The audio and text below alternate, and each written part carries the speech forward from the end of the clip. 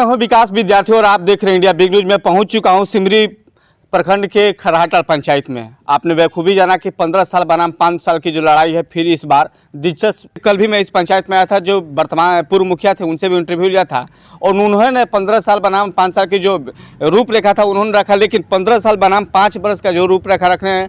आज है हमारे साथ मुन्ना ओझा जी यानी विजय ओझा जी, जो कि वर्तमान में मुखिया है।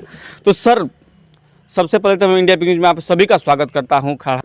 इस न्यूज़ चैनल में मैं न्यूज़ चैनल के सभी साथियों को हार्दिक अभिनंदन करता हूं, जिन्होंने हमारे गांव में पहुंच करके हमारे जनता के बीच हमारा इंटरव्यू लिए। रही बात विकास की, विकास के वादे तो बहुत किए गए। 15 साल बनाम 5 साल, 5 साल में जो हमने विकास किया वो धरातल पर है, ज़मीन पर है, उसको देखा जाए। 5 साल में मैंने यादव टोली में 15 साल में किसी भी गली में एक ईंट नहीं बिछा था, न बगीचे में, न कहीं भी गली एक नहीं बनी थी। 5 साल में हमने यादव टोली के गली गली का एक भी गली ऐसी नहीं है, ज़मीन के अभाव में कोई अछूता गली होगा तो होगा, नहीं तो कोई भी गली नहीं है जो नहीं बना है। 1 नंबर वार्ड की बात, जहाँ से हमारे 15 साल के मुखिया जी आते हैं, 1 नंबर वार्ड में उनका एक भी गली नहीं बना था। 6 गलियाँ हमने बनाई। जिस वार्ड से वो भी आते हैं उस वार्ड में एक डीजीपी साहब हैं, कमल किशोर ओझा, उनकी मां का देहांत हुआ था। उनकी गली पांक से कीचड़ से भरी हुई थी, बारिश हो रही थी। हमको बुलाया गया, हमने गया और तुरंत 2 दिन के अंदर उनकी गली को ढलाई, सारी व्यवस्थाएं उनकी दुरुस्त कर दी। वो हमको धन्यवाद दिए। उसके बाद 6 गलियां उन्हीं के वार्ड में, जिस वार्ड से आते हैं वो, हम 8 नंबर वार्ड के मुखिया हैं। 8 नंबर वार्ड में अगर किसी भी एक गली को छुए होंगे 15 साल में, एक भी गली नहीं छुए हैं। एक भी गली हमारे वार्ड में नहीं बनी थी। हमारे वार्ड में आकर कोई काम कर ले, एक भी गली बाकी नहीं है। पूरे पंचायत में हम दावा करते हैं कि हमारे समय में 7 निश्चय योजना लाए मुख्यमंत्री नीतीश कुमार जी ने, जिसमें वार्ड सदस्यों को हमको पैसा देने के लिए कहा गया। हम सारे वार्ड सदस्यों को, वैमनस्यता की भावना को भूल करके हम सारे वार्ड सदस्यों को अपना पैसा दिए। और कहीं भी ऐसा नहीं है कि जहाँ किसी भी वार्ड में काम नहीं हुआ। हमारे गांव से बाहर एक लहना गांव है जी, जहाँ पर 33 लाख रुपया दे करके हमने वहाँ पर काम कराया। अपने पंचायत में सभी वार्डों से ज़्यादा पैसा वहाँ दिया। वहाँ के हमारे 15 वर्षीय मुखिया जी कहते हैं कि कबीर अंत्येष्टि का लाभ किसी को नहीं दिया गया। उनसे पूछा जाए कि कबीर अंत्येष्टि का लाभ किसको मिलता है, कबीर अंत्येष्टि का लाभ बीपीएल परिवार को ही सिर्फ मिलता है। अगर वहाँ के किसी भी जनता को अगर 15 साल में अगर भी उस लाभ को दिए होंगे तो हम भी देने के लिए तैयार होते। एक भी व्यक्ति का वहाँ पर बीपीएल में नाम नहीं है। एक भी आदमी का नाम होता तब उस व्यक्ति को वो उस लाभ को दिया जाता। ये तो नियमावली में है कि बीपीएल परिवार को ही दिया जाएगा। इसके बाद रही प्रधानमंत्री आवास योजना की बात। प्रधान परिवार वालों को 3000 रुपया दिया गया। रही प्रधानमंत्री आवास योजना की बात। प्रधानमंत्री आवास योजना हमारे समय में आई। उनके समय में इंदिरा गांधी आवास योजना थी। इंदिरा गांधी आवास योजना में उन्होंने 300 व्यक्तियों का कॉलोनी दिए। उनको पहली किस्त के अलावा दूसरी किस्त किसी को नहीं दिलवाए। दूसरी किस्त के लिए हमारे पास, हम जब मुखिया बने 2016 में, तो लोग दौड़ने लगे। 50 से 60 लाख रुपया हमने दिलवाया दूसरी किस्त।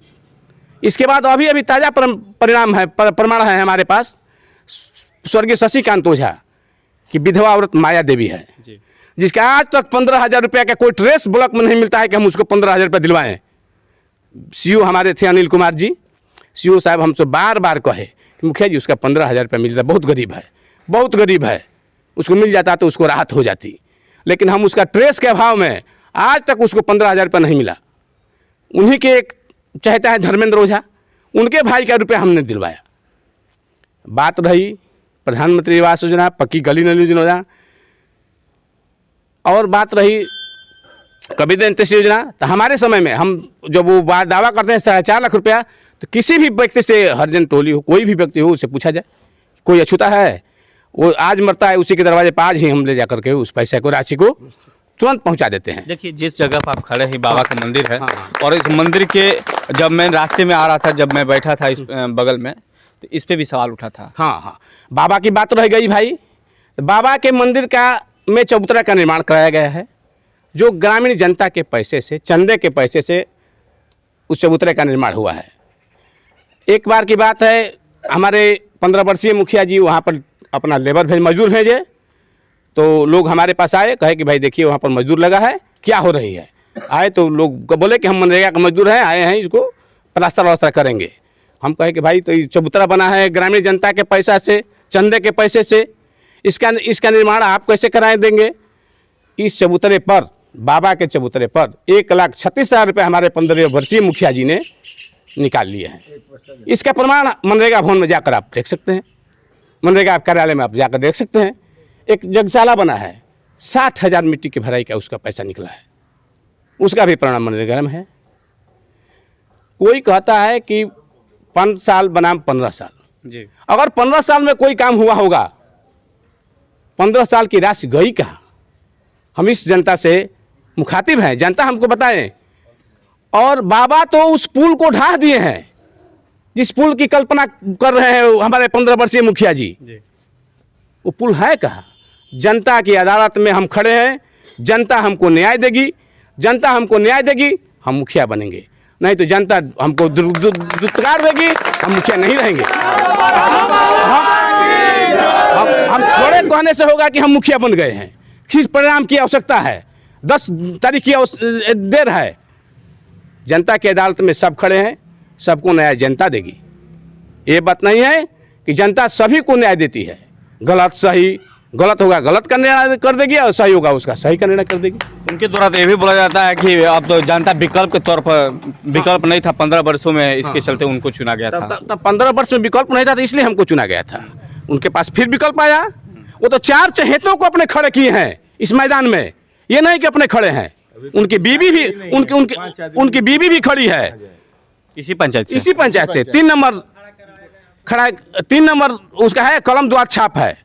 हम तो जनता से कहेंगे कलम द्वात को जिता दिया जाए भाई, कंचन देवी को, आशुतोष ओझा, ओंकारनाथ मिश्रा, जितेंद्र ओझा। कहिए अरे तुमको जीतना है तो हमारे चहेते को फोड़ करके खड़ा कराओ, किसी और चहेते को खड़ा कराओ, इसे तुम थोड़ा जीत जाओगे। जितना है जंग में आ गए हैं हम लोग, आज थोड़े आदमी लड़ता है, छाप लड़ता है, फुल छाप। आपने कहा कि उनकी पत्नी भी खड़ी है, हाँ। तो पत्नी के साथ भी तो लड़ाई है, आपके साथ भी तो पत्नी के साथ भी लड़ाई माने तो भी अपना वोट देगी ना, देखी नहीं, तो अब तो घर में लड़ाई होगी। आज थोड़े फूल छाप और कैमरा छाप लड़ेगा। मुन्ना ओझा मुखिया लड़ेंगे और तेजनारायण ओझा मुखिया लड़ेंगे, आमने सामने मैदान में हैं हम लोग। काम जो अगर किए होंगे तो जनता हमको देगी वोट। मुखिया जी एक बात और आपसे पूछेंगे, ठीक है कि जितना आपने जिक्र किया 5 साल 15 साल के बाद किए हैं, आपने सारे काम तो आपने कंप्लीट करा दिए, जो भी ढलाई वगैरह के, कौन से ऐसी योजना लाइएगा इस बार, यदि आपको विजय होता है तो इस बार कौन सा काम कीजिएगा जो कि सबसे यूनिक हो। यानी ये सब काम में हो रहा है, ये बराबर काम होने वाली चीज़ है, लेकिन कुछ अलग करना है ना, इस पंचायत को कुछ अलग करना है ना। अलग करना देखिए, युवा वर्गों के लिए खेल का मैदान, स्वास्थ्य में अमूलचूल परिवर्तन करना है हमको।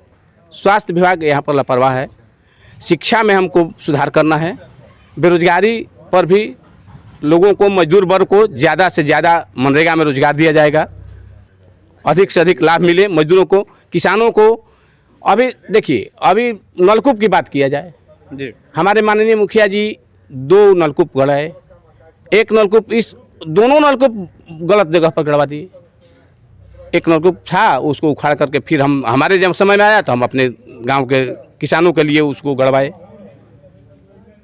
कहीं भी भेदभाव की भावना नहीं होनी चाहिए। हमारे गांव, हमारे दरवाजे पर गांव की सारी जनता आती है, जनता से पूछा जाए, किसी का अनादर हमारे दरवाजे पर नहीं होता है। हमारे दरवाजे पर समान भाव से सभी लोग कुर्सी पर बैठते हैं, समान भाव से जो भी हमारे पास जुड़ता है, मिलता है, सबको इज्जत हम करते हैं। मुखिया जी एक बात और, जब हम यदि पहले उसके बाद चुनाव विजय होने के बाद आपसे 3 महीने बाद फिर हमारी मुलाकात होगी, ठीक है, 3 महीने बाद फिर मुलाकात जरूर हम करेंगे। और जिस बात को आपने रखा उस बात पर भी चर्चा फिर हम लोग करेंगे कि आपने बोला कि खेल मैदान के काम करेंगे, शिक्षा के काम करेंगे, स्वास्थ्य पर काम करेंगे, किसान पर काम करेंगे, सिंचाई तरीका से काम करेंगे, उस मुद्दे पे फिर बात होगा। तो जनता से क्या अपील करना